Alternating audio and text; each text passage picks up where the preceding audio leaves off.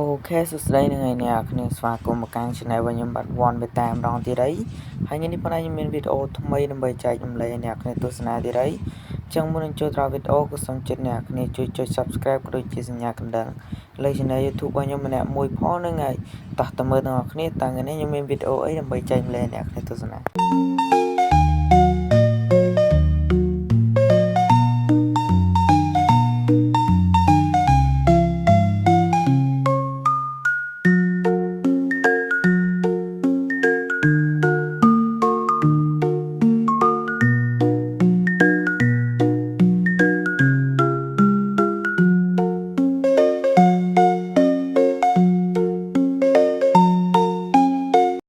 អូខេហ្នឹងហើយអ្នកគ្នានេះគឺជាត្រី2ក្បាលដែលខ្ញុំចង់យកមកបង្ហាញអ្នកគ្នាទស្សនាអញ្ចឹងណាដោយសារតែថ្ងៃនេះខ្ញុំមានត្រីមួយក្បាលថ្មីដើម្បីចែករំលែកអ្នកគ្នាទស្សនាមើលអញ្ចឹងណាដោយសារតែវីដេអូមុនខ្ញុំបានចេញពីត្រីមួយខាងនោះរួចហើយអញ្ចឹងនៅខាងនេះអញ្ចឹងហើយថ្ងៃនេះក៏ចេញមកអ្នកគ្នាទស្សនាមកទៅដោយសារតែវាទៅចូលមកទេវាជាប្រភេទសៀម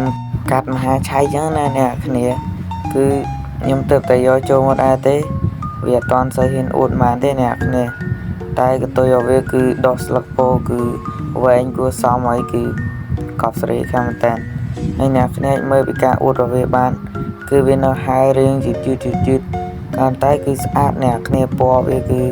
ដោះឡើងកប់ស្រីខាងមែនតើអ្នកគ្នាគឺដោយសារតែខ្ញុំថតពេលយប់ចឹងគឺមើលអត់តាន់សូវច្បាស់បានអ្នកគ្នាអត់មានពេលតែថតពេលថ្ងៃអ្នកគ្នាទស្សនាអញ្ចឹងណាគឺបានថតពេលយប់ឲ្យអ្នកគ្នាទស្សនាអញ្ចឹងទៅហើយអ្នកគ្នាមើលបានគឺពណ៌វាគឺដូចសៀម 100% តែត្រូវដឹងថាកតុយរបស់វាគឺមហាឆៃអញ្ចឹងអ្នកគ្នាការអួតរបស់វាក៏ដូច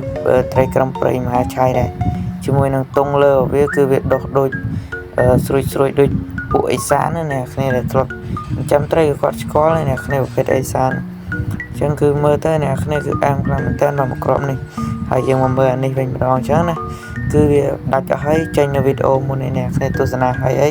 ជាមួយនឹងបងប្រុសម្នាក់គាត់បានខមមិនថាវាជាប្រភេទ blue black អញ្ចឹងណាតែខ្ញុំអត់ដឹងទេភាសានេះខ្ញុំអត់សូវស្គាល់ច្បាស់តែការអួតរបស់វាមើលទៅគឺកាចមែនតើ